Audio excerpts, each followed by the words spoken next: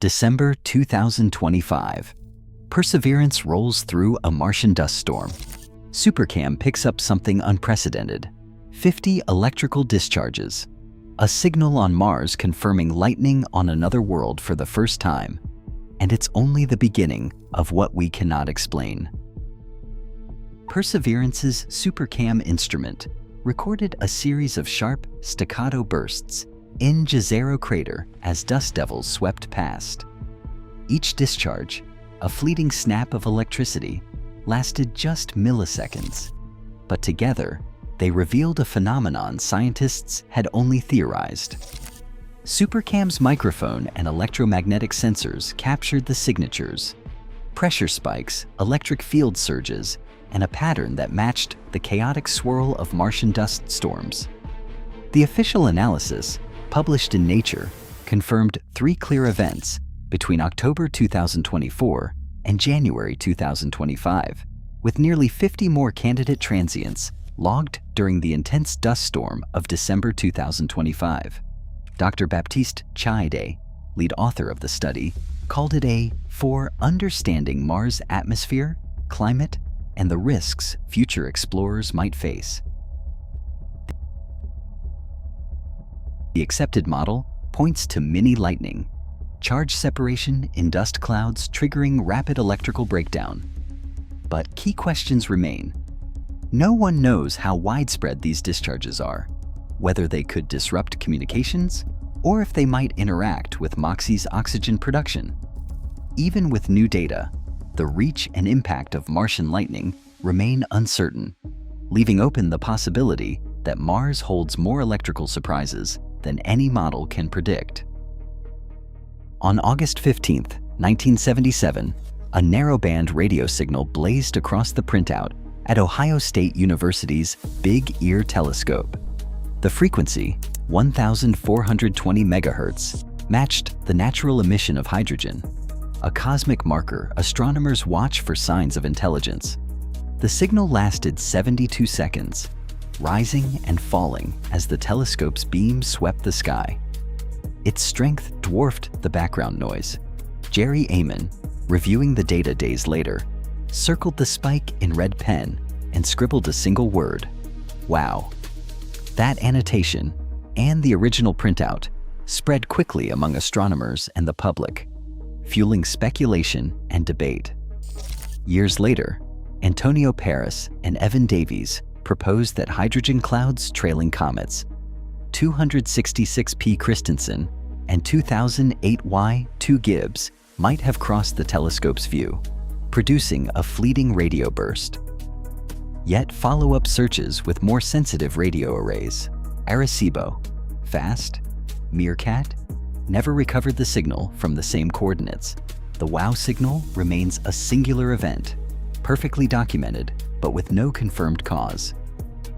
In 2016, a team using the Very Large Array traced a fast radio burst, FRB121102, back to a galaxy nearly a billion parsecs away. Unlike every burst cataloged before, this one repeated, firing off millisecond pulses again and again from the same spot. The VLA pinned its origin to a persistent radio source that measured about 180 microjanskis, nestled inside a faint dwarf galaxy. The discovery ruled out one-time cataclysms and forced astronomers to confront a new puzzle.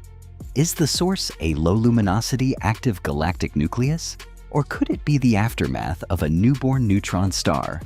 Each new burst narrowed the field of possible explanations, but the environment around FRB121102 remains an open question, one that deepens with every detection. FRB180916 brought a new complication to the catalog of fast radio bursts. Instead of random outbursts, this source followed a pattern: about 4 days of activity, then nearly 12 days of silence, repeating with a precision that left researchers unsettled.